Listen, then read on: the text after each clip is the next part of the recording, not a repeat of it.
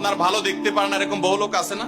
এই হিংসা করলে অনেক সময় বদনজর লাগে, বদনজর। আপনার ভালো কিছু হতে আরেকজনের জ্বালা পড়া শুরু হয়েছে, এর কারণে অনেক সময় মানুষ ক্ষতিগ্রস্ত হয়। বহুবার এই সূরা পড়ে তৎক্ষণাৎ একেবারে পড়ার সাথে সাথে আমি কার্যকরিতা আমার চোখে বহুবার দেখেছি, আলহামদুলিল্লাহ।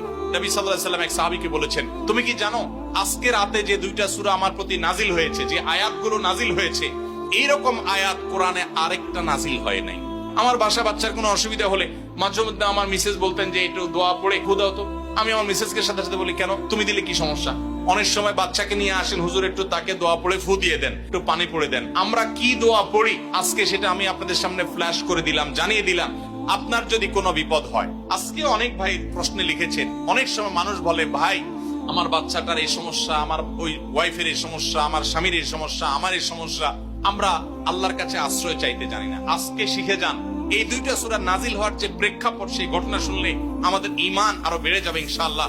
নবী সাল্লাল্লাহু আলাইহি ওয়াসাল্লাম একবার অসুস্থ হয়ে পড়েছেন এবং অসুস্থতাটা এত মারাত্মক ছিল যে আমাদের আয়েশা রাদিয়াল্লাহু তাআলা বলেছেন, অনেক কাজ তিনি করেন নাই অথচ তিনি বলতেন তিনি করেছেন, মানে তার মনে হতো তিনি করেছেন।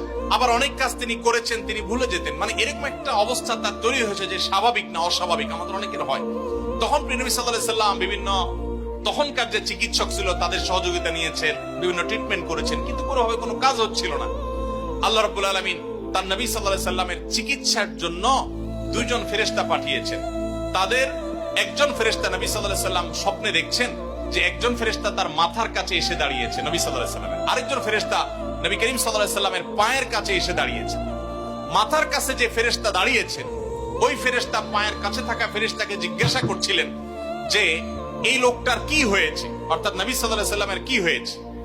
তখন পায়ের কাছে থাকা ফেরেশতা খুব মনোযোগ সহকারে শুনেন, পায়ের কাছে যে ফেরেশতা দাঁড়ায় ছিলেন উনি বলতেছেন, ওনাকে, অর্থাৎ আমাদের নবী সাল্লাল্লাহু আলাইহি ওয়াসাল্লামের কথা বলছেন, ওনাকে জাদু করেছে। পায়ের কাছে থাকা ফেরেশতা এটা বলার পর মাথার কাছে থাকা ফেরেশতা আবার জিজ্ঞাসা করলেন, কে জাদু করেছে? পায়ের কাছে থাকা ফেরেশতা তার নামও বলেছে, লবিদ ইবনে আসাম নামে এক ইহুদি, উপর দিয়া মুনাফিক মুসলমান সাজছে, আসলে সে ইহুদি, সে জাদু করছে নবী সাল্লাল্লাহু আলাইহি ওয়াসাল্লাম। এটা বলার পর আবার মাথার কাছে ফেরেশতা জিজ্ঞাসা করলেন, জাদুটা কোথায় আছে, কিভাবে করেছে? তখন বলা হলো যে চুলে জাদু করেছে, জাদুর মন্ত্র পড়ে চুলে গিরা দিয়েছে, গিরা দিয়ে জাদু করেছে। এরপর আবার মাথার কাছে ফেরেশতা জিজ্ঞাসা করলেন, জাদুটা কোথায়, জাদুর সেই সুতাটা, সেই ইয়েটা কোথায় রাখা আছে? তখন পায়ের কাছে থাকা ফেরেশতা, এগুলো আল্লাহর পক্ষ থেকে ওহী নিয়ে আসছেন, ওনারা জানেন, আল্লাহ ওহীর মাধ্যমে তাদের জানিয়েছেন। তো তারা বললেন যে, তিনি বললেন যে সেটা অমুক কূপের নিচে, পাথরের নিচে চাপা দিয়ে রাখা আছে। নবী করিম সাল্লাল্লাহু আলাইহি ওয়াসাল্লামের স্বপ্ন শেষ হওয়ার পর উনি আমাদের আয়েশাকে সবাইকে বললেন এই অবস্থা। এরপর তিনি সেই সুতা তুলে আনলেন, সুতা তুলে এনে সেটা যখন ধ্বংস করলেন, গিরা খোলার ব্যবস্থা করলেন, সেই চুল, তখন দেখা গেল নবী সাল্লাল্লাহু আলাইহি ওয়াসাল্লামকে আল্লাহ তাআলা অলৌকিক ভাবে সাথে সাথে সুস্থ করে দিয়েছে। আপনি কোন আলিমের কাছ থেকে দোয়া দুরূদ পড়িয়ে নিতে পারেন, পানি পড়া নিতে পারেন, তেল পড়া নিতে পারেন, শরীরে ফু দিয়ে নিতে পারেন, এগুলো জায়েজ। রুকিয়া, ঝাড়ফুঁক বলে এগুলোকে, কোরআন আয়াত দিয়ে এগুলো করলে অসুবিধা নেই ঝাড়ফুঁক করা। কিন্তু আপনারা যারা এখানে আছেন সবাই এই আমলটা করতে পারেন। সেটা কি? সূরা ফালাক এবং সূরা নাস আপনারা ঠিকমতো পড়বেন। দেখেন আপনার বাচ্চার কোনো অসুবিধা হয়েছে, আপনি নিজে পড়বেন। কোনো হুজুরি দিয়ে করাতে পারলে ভালো। রাত 10টা বাজে বাচ্চা হঠাৎ কান্নাকাটি শুরু করছে, অস্বাভাবিক, আপনার কাছে মনে হচ্ছে অস্বাভাবিক কিছু, তো আপনি সূরা ইখলাস, সূরা ফালাক, সূরা নাস 3 বার পড়ে বাচ্চাকে ফু দেন।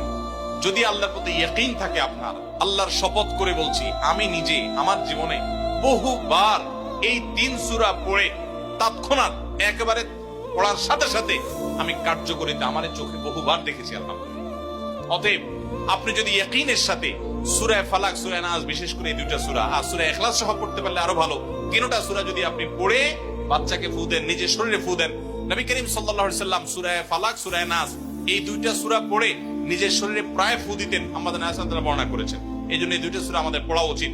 সেই সাথে নবী সাল্লাল্লাহু আলাইহি ওয়াসাল্লাম এক সাহাবীকে বলেছেন, তুমি কি জানো আজকে রাতে যে দুইটা সূরা আমার প্রতি নাজিল হয়েছে, যে আয়াতগুলো নাজিল হয়েছে, এইরকম আয়াত কোরআনে আরেকটা নাজিল হয় নাই। গোটা কোরআনে অন্য কোন সূরা, অন্য কোন আয়াত এরকম না, এগুলোর সমকক্ষ না। এরকম বিশেষ ফজিলতপূর্ণ আয়াতগুলো, অর্থাৎ সূরা ফালাক, সূরা নাস আজকে রাতে নাজিল হয়েছে, নবী সাল্লাল্লাহু আলাইহি ওয়াসাল্লাম এক সাহাবীকে বলেছেন। এবং নবী সাল্লাল্লাহু আলাইহি ওয়াসাল্লাম মাঝে মধ্যে এই সূরাগুলো দিয়ে ইমামতি করতেন, নামাজে পাঠ করতেন। আমাদের আয়েশা বলেছেন, তিনি এগুলো পড়ে নিজের প্রতি নিজে ফু দিতেন, নিজেকে রক্ষা করার চেষ্টা করতেন।